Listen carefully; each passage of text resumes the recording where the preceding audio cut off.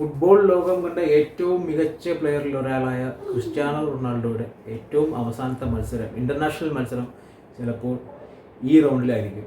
Round of 16 ആരംഭിക്കുകയാണ്. ഇന്ന് മുതലാണ് ആരംഭിക്കുന്നത്. ആദ്യ മത്സരം കാനഡയും മൊറോക്കോയും തമ്മിലാണ്. അപ്പോൾ സ്പെയിനാണ് പോർച്ചുഗലിൻ്റെ എതിരാളികൾ. ഇപ്പോൾ ഇതുവരെയുള്ള മത്സരങ്ങൾ വെച്ച് നോക്കിയിട്ട് സ്പെയിനിനെ മറികടക്കാനുള്ള ഒരു കരുത്ത് പോർച്ചുഗലിനുണ്ട് എന്ന് തോന്നുന്നില്ല. അതുകൊണ്ടാണ് ഞാൻ പറഞ്ഞത്. എന്തായാലും പുതിയ വീഡിയോയിലേക്ക് സ്വാഗതം. ഈ വീഡിയോയിൽ നമ്മൾ ഇൻക്ലൂഡ് ചെയ്തിരിക്കുന്നത് റൗണ്ട് ഓഫ് 16 വിശേഷങ്ങളാണ്. ഈ ചാനൽ നിങ്ങൾ സബ്സ്ക്രൈബ് ചെയ്തിട്ടില്ല എന്നുണ്ടെങ്കിൽ പ്ലീസ് സബ്സ്ക്രൈബ് ചെയ്യുക. നമുക്ക് ഇതിൻ്റെ ചരിത്രത്തിലെ ഏറ്റവും മികച്ച വേൾഡ് കപ്പുകൾ ഏതൊക്കെയായിരുന്നു എന്ന് ചോദിച്ചു കഴിഞ്ഞാൽ, ഏറ്റവും ഡ്രമാറ്റിക് വേൾഡ് കപ്പ് ഏതാണെന്ന് ചോദിച്ചു കഴിഞ്ഞാൽ അതിൽ ഒന്നാമത് വരുന്ന പേരെന്ന് പറയുന്നത് 1994 USA നടന്ന വേൾഡ് കപ്പായിരുന്നു. അതിനെ കടത്തി വെട്ടുന്ന രീതിയിലുള്ള പെർഫോമൻസസ്, അതിനെ കടത്തി വെട്ടുന്ന രീതിയിലുള്ള ഡ്രമാറ്റിക് ആയിട്ടുള്ള റിസൾട്ട്സാണ് ഈ 2026 വന്നപ്പോഴത്തേക്ക് വേൾഡ് കപ്പിൽ നടന്നുകൊണ്ടിരിക്കുന്നത്. ആദ്യ റൗണ്ടിൽ നമ്മളത് കണ്ടു. രണ്ടാം റൗണ്ടിൽ റൗണ്ട് ഓഫ് 32 വന്നപ്പോഴത്തേക്ക് കിടിലൻ മത്സരങ്ങളായിരുന്നു. 16 മത്സരങ്ങളിൽ നിന്നായിട്ട് 42 ഗോളുകൾ വന്നു. ഒരു മത്സരത്തിൽ പോലും ഗോൾ രഹിതമായിട്ടുള്ള ഒരു മത്സരം ഉണ്ടായിരുന്നില്ല. 42 ഗോളുകൾ എന്ന് പറയുമ്പോഴത്തേക്ക് ഒരു മത്സരത്തിൽ 2.6 ഗോളുകൾ എന്നുള്ള ആവറേജിൽ വന്നിട്ടുണ്ട്. അതേപോലെ തന്നെ 3 മത്സരങ്ങൾ പെനാൽറ്റി ഷൂട്ടൗട്ടിൽ അവസാനിച്ചു. 9 ടീമുകൾ പിന്നിൽ നിന്ന് ഗോൾ കൺസീഡ് ചെയ്ത് പിന്നിൽ നിന്ന് തിരിച്ചടിച്ച് കയറി കളി ജയിച്ചു. എന്തായാലും കിടിലൻ റൗണ്ടായിരുന്നു. ഒരാളെ പോലും, ഒരു ഫുട്ബോൾ പ്രേമിയെ പോലും നിരാശപ്പെടുത്താത്ത രീതിയിലുള്ള ടൂർണമെൻ്റ് ആയിരുന്നു ഇതുവരെ നടന്നത്. സൂപ്പർ പെർഫോമൻസ് ആയിരുന്നു. എല്ലാ വലിയ താരങ്ങളും ഗോളടിച്ചു എന്നുള്ളതാണ്. ഗോളടിക്കുകയും ചെയ്തു. തകർപ്പൻ പെർഫോമൻസ് ആണ്. മെസ്സി, റൊണാൾഡോ എല്ലാവരും ഗോളടിച്ചിട്ടുണ്ട്. എംബപ്പെ അടിപൊളിയായിട്ട് കളിച്ചുകൊണ്ടിരിക്കുകയാണ്. അതുപോലെ ഹാളണ്ട് ഗോളടിച്ചു. എല്ലാ താരങ്ങളുടെയും കിടിലൻ പെർഫോമൻസ് ആണ് ഈ റൗണ്ട് വരെ നമ്മൾ കണ്ടുകൊണ്ടിരിക്കുന്നത്.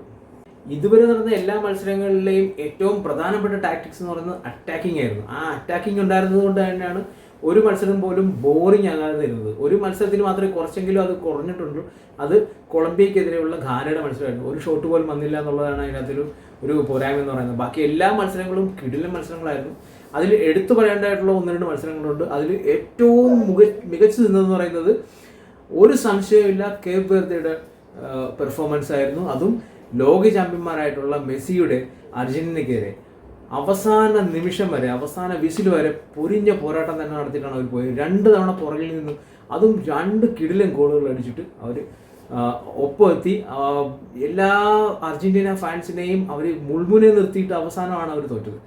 അതിന് ഒപ്പം പറയേണ്ടതെന്ന് പറയുന്നത് ഇംഗ്ലണ്ടിനെതിരെയുള്ള കോങ്കോയുടെ മത്സരമായിരുന്നു. കോങ്കോ എന്ന് പറയുന്നത് ഇതുപോലൊരു ചെറിയ രാജ്യം, ആദ്യമായിട്ട് വേൾഡ് കപ്പ് കളിക്കാൻ വന്ന രാജ്യം എന്നുള്ള രീതിയിൽ ഐഡൻറ്റിറ്റിയിലാണ് വന്നതെങ്കിൽ പോലും അവർ തകർപ്പൻ പെർഫോമൻസ് ആയിരുന്നു. അവർ ആദ്യം ഗോൾ അടിച്ചു. അതിനുശേഷം ഇംഗ്ലണ്ട് പുറകിൽ നിന്ന് അടിച്ച് അവസാന നിമിഷം വരെ നല്ല ടൈറ്റായിട്ട് പോയൊരു മത്സരമായിരുന്നു.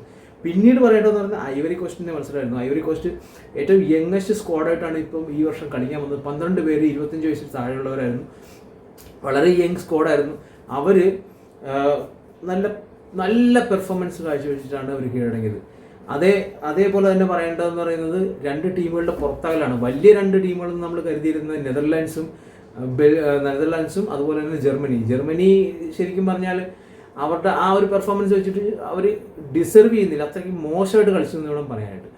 രണ്ടാമത്തെ ടീം എന്ന് പറയുന്നത് നെതർലാൻഡ്സിന് ആ കളി കില്ല് ചെയ്യാനുള്ള ഒരു മെൻറ്റാലിറ്റി വന്നില്ല എന്നുള്ളത് വേണം കാര്യമായിട്ട് എടുത്തു പറയേണ്ടതെന്ന് പറയുന്നത്. പിന്നെ പരാഗ്വേ കയറി പോയതെന്ന് പറയുന്നത് ആ ഒരു എന്താ പറയുക, അവരുടെ ഒരു കഴിവ് കൊണ്ടുവേണമെന്ന് പറയാം. ജപ്പാൻ പുറത്തു പോയത്, ബ്രസീലിനെതിരെ ജപ്പാൻ പുറത്തു പോയതും അതുപോലെ ഒരു നിരാശാജനകമായൊരു പുറത്തായിരുന്നു. 2 മികച്ച ടീമുകൾ തമ്മിലുള്ള ക്ലാഷിൽ ഒരു മികച്ച ടീം പുറത്തു പോയി എന്ന് വേണം കരുതാനായിട്ട്.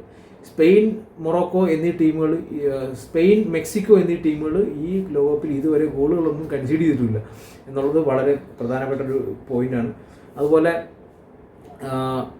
USA വളരെ ഒരു മികച്ച പെർഫോമൻസിലൂടെ അവരുടെ വേൾഡ് കപ്പിൽ ഇതുപോലുള്ള ബെസ്റ്റ് പെർഫോമൻസ് കാഴ്ചവെച്ചുകൊണ്ടിരിക്കുകയാണ്. റൗണ്ട് ഓഫ് 16 2 റൗണ്ട് കടന്നു എന്നുള്ളതാണ് അവരുടെ പ്രധാനപ്പെട്ട ഒരു കാര്യം.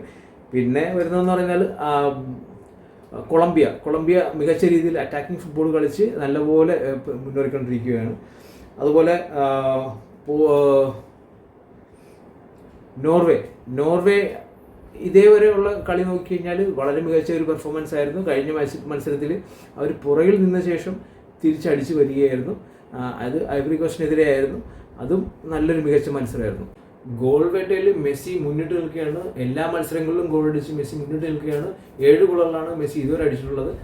എംബപ്പെ തൊട്ട് പറയുന്നുണ്ട് 6 ഗോളുകളായിട്ട് തകർപ്പൻ പെർഫോമൻസ് ആണ് രണ്ട് പ്ലേയേഴ്സും കാഴ്ചവെച്ചുകൊണ്ടിരിക്കുന്നത്. മൂന്നാമതായിട്ടുള്ളത് ഹാരി കെയ്നും പിന്നുള്ളത് ഹാളൻഡുമാണ്. അപ്പോൾ എല്ലാ മികച്ച പ്ലേയേഴ്സും, പിന്നെ തൊട്ട് പുറയിലായിട്ട് നമ്മുടെ വിനീഷ്യസ് ജൂനിയർ ഉണ്ട്. അപ്പോൾ ഈ പ്ലേയേഴ്സ് എല്ലാം നല്ല പെർഫോമൻസ് കാഴ്ചവെച്ചുകൊണ്ടിരിക്കുകയാണ് അവരുടെ ടീമുകൾക്ക് വേണ്ടിയിട്ട്. അപ്പോൾ നമുക്ക് ഈ നെക്സ്റ്റ് റൗണ്ടിലേക്ക് നമ്മൾ നോക്കിക്കഴിഞ്ഞാൽ ആദ്യത്തെ മത്സരം എന്ന് പറയുന്നത് കാനഡ മൊറോക്കോ മത്സരമാണ്. ഈ കാനഡ മൊറോക്കോ മത്സരം നല്ല അടിപൊളി അറ്റാക്കിംഗ് ഫുട്ബോൾ കാണാനുള്ള സാധ്യതയുണ്ട്. പക്ഷേ മൊറോക്കോ ഈ മത്സരം ജയിക്കാനാണ് സാധ്യത. കാരണം മൊറോക്കോ കഴിഞ്ഞ സെപ്റ്റംബർ 2025 ശേഷം ഒരു മത്സരം പോലും തോറ്റിട്ടില്ല എന്നുള്ളതാണ്. അവർ വളരെ ശക്തമായ ടീമുകളെ പോലും പിടിച്ചു കെട്ടി, ബ്രസീലിനെയൊക്കെ പോലുള്ള ടീമുകളൊക്കെ പിടിച്ചു കെട്ടി അല്ലെങ്കിൽ ജയിക്കാവുന്ന രീതിയിലൊക്കെ വന്നതിന് ശേഷം വന്നിട്ടുള്ള ടീമാണ്. അപ്പോൾ ആ ഒരു പെർഫോമൻസ് വെച്ച് നോക്കുമ്പോഴത്തേക്ക് കാനഡ ഈ കളിയിൽ തോറ്റ് പുറത്താകാനാണ് സാധ്യത. കാനഡയ്ക്ക് പക്ഷേ അഭിമാനിക്കാം, അവർ ഇതുവരെ 9 ഗോളുകൾ നേടിയിട്ടുണ്ട്. ഏറ്റവും കൂടുതൽ ഗോൾ അവസരങ്ങൾ ഉണ്ടാക്കിയിട്ടുള്ള ഒരു ടീമാണ് കാനഡ എന്ന് പറയുന്നത്. അതുപോലെ തന്നെ അവരുടെ വേൾഡ് കപ്പിലെ ഏറ്റവും ബെസ്റ്റ് പെർഫോമൻസ് കൂടിയാണ് ഈ വർഷം നടന്നിട്ടുള്ളത്. പിന്നെ രണ്ടാമത്തെ മത്സരം എന്ന് പറയുന്നത് പരാഗ്വേയും ഫ്രാൻസും കൂടിയുള്ള മത്സരമാണ്. പരാഗ്വേക്ക് ഫ്രാൻസിനെതിരെ ഒരു ചാൻസും ഉണ്ടാവാൻ സാധ്യതയില്ല. കാരണം ഫ്രാൻസ് ഇതുവരെ ഈ ലോകകപ്പിൽ ഏറ്റവും കൂടുതൽ ഗോൾ നേടിയിട്ടുള്ളത് 13 ഗോളുകളാണ് ഫ്രാൻസ് ഇതുവരെ നേടിയിട്ടുള്ളത്. അതേസമയം പരാഗ്വേ നേടിയിട്ടുള്ള വെറും 3 ഗോളുകൾ മാത്രമാണ്. അപ്പോൾ ഈ ഒരു മത്സരത്തോടെ ചിലപ്പോൾ പരാഗ്വേയുടെ ഈ വേൾഡ് കപ്പിൻ്റെ യാത്ര അവസാനിക്കാനാണ് സാധ്യത. ഏറ്റവും കുറഞ്ഞതെന്ന് പറയുന്നത് സ്കോർ എന്ന് പറയുമ്പോഴത്തേക്ക് എൻ്റെ ഒരു പ്രഡിക്ഷൻ എന്ന് വെച്ച് കഴിഞ്ഞാൽ 3-0 ജയിക്കാനാണ് സാധ്യത ഫ്രാൻസ്. അതേപോലെ മൊറോക്കോ 2-1 അല്ലെങ്കിൽ 2-0 കാനഡയെ പരാജയപ്പെടുത്താനാണ് സാധ്യത. പിന്നെ മൂന്നാമത്തെ മത്സരം എന്ന് പറയുന്നത് ബ്രസീൽ നോർവേ മത്സരമാണ്. ഈ വേൾഡ് കപ്പിലെ അല്ലെങ്കിൽ ക്ലാസിക് ഒരു മാച്ച് കാണാനുള്ള ഒരു അവസരമായിരിക്കും നിങ്ങൾക്കുണ്ടാവുക. കിടിലൻ അറ്റാക്കിങ്, കിടിലൻ ഡിഫെൻഡിങ് രണ്ട് ടീമുകൾക്കും ചെയ്യേണ്ടി വരും. എങ്കിലും എൻ്റെ ഫേവറേറ്റ് ടീം എന്നുള്ള രീതിയിൽ ബ്രസീലിൻ്റെ സൈഡിലാണ് എനിക്ക് എൻ്റെ ഒരു പ്രതീക്ഷ. ഏറ്റവും കുറഞ്ഞത് ഒരു 3 ഗോൾ അല്ലെങ്കിൽ 2-1, 3-1 മത്സരം അവസാനിക്കാനുള്ള സാധ്യത.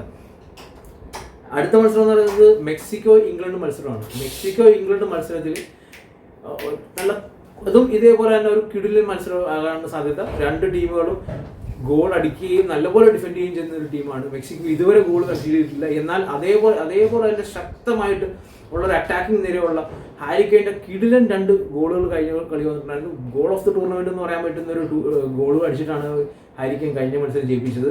അത്രയ്ക്ക് ഫോമിൽ നിൽക്കുന്ന ഒരു 2 ടീമുകളാണ് മെക്സിക്കോയും ഇംഗ്ലണ്ടും എന്ന് പറയുന്നത്. എങ്കിലും മെക്സിക്കോയെ ഇംഗ്ലണ്ട് 2-0 പരാജയപ്പെടുത്താനാണ് സാധ്യത. അടുത്ത മത്സരം എന്ന് പറയുന്നത് പോർച്ചുഗൽ സ്പെയിൻ മത്സരമാണ്. ഞാൻ നേരത്തെ പറഞ്ഞതുപോലെ ഇതായിരിക്കാം ഈ നമ്മുടെ ഏറ്റവും ഗോട്ട് അല്ലെങ്കിൽ ഏറ്റവും മികച്ച ഫുട്ബോൾ ചരിത്രം കണ്ട ഏറ്റവും മികച്ച ഒരു പ്ലെയറിൻ്റെ അവസാനത്തെ മത്സരം വേൾഡ് കപ്പ് മത്സരം ആകാനുള്ള സാധ്യത കാണുന്നുണ്ട്. ഇതാകാനാണ് സാധ്യത. എന്തുകൊണ്ടാണെന്ന് എന്നോട് ചോദിച്ചു കഴിഞ്ഞാൽ ഇതുവരെ തിളങ്ങാൻ പറ്റാത്തൊരു മിഡ്ഫീൽഡ് താരനിരകളാണെങ്കിലും പക്ഷേ അവരുടെ കളി ശരിക്കും പറഞ്ഞാൽ വരുന്നില്ല, ഗ്രൗണ്ടിലേക്ക് വരുന്നില്ല. ഫോർവേഡ് പാസസ് ഇല്ല, അറ്റാക്കിംഗ് പാസസ് ഇല്ല, ഷോട്ട്സ് കുറവാണ്, ക്രോസസ് കുറവാണ്. ഒരു താളമില്ലാത്തൊരു കളിയാണ്, ഒട്ടും മൂർച്ചയില്ല. അപ്പോൾ അങ്ങനെ ഒരു ടീം ഇപ്പോൾ നല്ലപോലെ കത്തി നിൽക്കുന്ന 8 ഗോളുകൾ അടിച്ച് 1 ഗോൾ പോലും കൺസീഡ് ചെയ്യാതെ നിൽക്കുന്ന നല്ലപോലെ അറ്റാക്ക് ചെയ്തുകൊണ്ടിരിക്കുന്ന സ്പെയിനിനെ തോൽപ്പിക്കാനായിട്ടുള്ള സാധ്യത കുറവാണ്. അതേപോലെ തന്നെ കൺസീഡ് ചെയ്യാനുള്ള സാധ്യതയും കൂടുതലാണ്. അടുത്തതെന്ന് പറയുന്നത് USA ബെൽജിയം മത്സരമാണ്. ബെൽജിയം കഴിഞ്ഞ 2 കളികളും ഫൈറ്റ് ചെയ്ത് കയറി വന്നാണ്. ലാസ്റ്റ് മൊമെന്റ്സിൽ ഗോൾ അടിച്ച് ഫൈറ്റ് ചെയ്ത് കയറി വന്നാണ്. പ്രത്യേകിച്ചും സെനഗലിനെതിരെയുള്ള മത്സരം അവസാനം 88ാമത്തെ മിനിറ്റിലാണ് അവർ ആദ്യത്തെ ഗോൾ അടിക്കുന്നത്. 2-0 പുറകിൽ നിന്ന് 88ാമത്തെ മിനിറ്റിൽ ഗോൾ അടിച്ച് തിരിച്ചു കയറി 3-2 എക്സ്ട്രാ ടൈമിൽ ജയിച്ച ടീമാണ്. പക്ഷേ അത് എൻ്റെ ഒരു അഭിപ്രായത്തിൽ സെനഗലിൻ്റെ ഒരു കുറവ് കൊണ്ടാണ്, അല്ലെങ്കിൽ അവരുടെ ഒരു മെൻറ്റാലിറ്റി, അല്ലെങ്കിൽ അവർ ഉഴപ്പിയത് കൊണ്ടാണ് അവർ തോറ്റെന്നുള്ളതാണ് എൻ്റെ അഭിപ്രായം. പിന്നെ അർജന്റീന ഈജിപ്റ്റ് മത്സരത്തിൽ മുഹമ്മദ് സലാഹയുടെ അവസാന മത്സരമാകാനുള്ള സാധ്യതയുണ്ട്. അർജന്റീന അത് കംഫർട്ടബിളി ജയിക്കാനുള്ള സാധ്യത. 3-1 അല്ലെങ്കിൽ 2-1 സ്കോറിൽ അല്ലെങ്കിൽ 2-0 എന്ന സ്കോറിൽ ഈ മത്സരം അവസാനിക്കാനാണ് സാധ്യത. മെസ്സി ചിലപ്പോൾ വീണ്ടും ഗോൾ അടിച്ചിട്ട് ഒരു റെക്കോർഡ് വരാനുള്ള സാധ്യതകളും കാണുന്നുണ്ട്. സ്വിറ്റ്സർലൻഡ് കൊളംബിയ മത്സരം ഇതേപോലെ തന്നെ വളരെ ത്രില്ലിംഗ് മത്സരമായിരിക്കും. സ്വിറ്റ്സർലൻഡ് ഇതുവരെയുള്ള പെർഫോമൻസ് എല്ലാം അടിപൊളിയായിരുന്നു. അവർ നല്ല കമാൻഡിങ് ഡോമിനേറ്റിംഗ് ആയിട്ടുള്ള പെർഫോമൻസ് ആണ് കാഴ്ചവെച്ചുകൊണ്ടിരിക്കുന്നത്. അതേപോലെ തന്നെ കൊളംബിയ നല്ല അറ്റാക്കിംഗ് ആയിട്ടുള്ള നല്ല ക്രിയേറ്റീവ് ആയിട്ടുള്ള ടീമാണ്. ലാറ്റിൻ അമേരിക്കൻ ടീമാണ്. അപ്പോൾ അതിൻ്റെതായിട്ടുള്ള എല്ലാ ഫ്ലെയറും എല്ലാ ആ മൊമെൻറ്റ്സും നമുക്ക് കാണാൻ പറ്റും. 2 കിടിലൻ ടീമുകളാണ്. അപ്പോൾ ഈ മത്സരങ്ങളെല്ലാം നിങ്ങൾ കണ്ട് നിങ്ങളുടെ അഭിപ്രായങ്ങൾ നിങ്ങൾ കമൻറ്റിൽ രേഖപ്പെടുത്തുക. ഈ വീഡിയോ നിങ്ങൾക്ക് ഇഷ്ടപ്പെട്ടെന്ന് കരുതുക. എന്തായാലും നമുക്ക് നമ്മുടെ ഏറ്റവും പ്രിയപ്പെട്ട ക്രിസ്ത്യാനോ റൊണാൾഡോയുടെ അവസാന മത്സരം ആകാതിരിക്കട്ടെ എന്നുകൂടി പ്രാർത്ഥിച്ചുകൊണ്ട് നമുക്ക് ഈ വീഡിയോ അവസാനിപ്പിക്കാം. നിങ്ങൾക്ക് ഇഷ്ടപ്പെട്ടെങ്കിൽ ലൈക്ക് ചെയ്യുക, കമൻറ്റ് ചെയ്യുക. Thank you.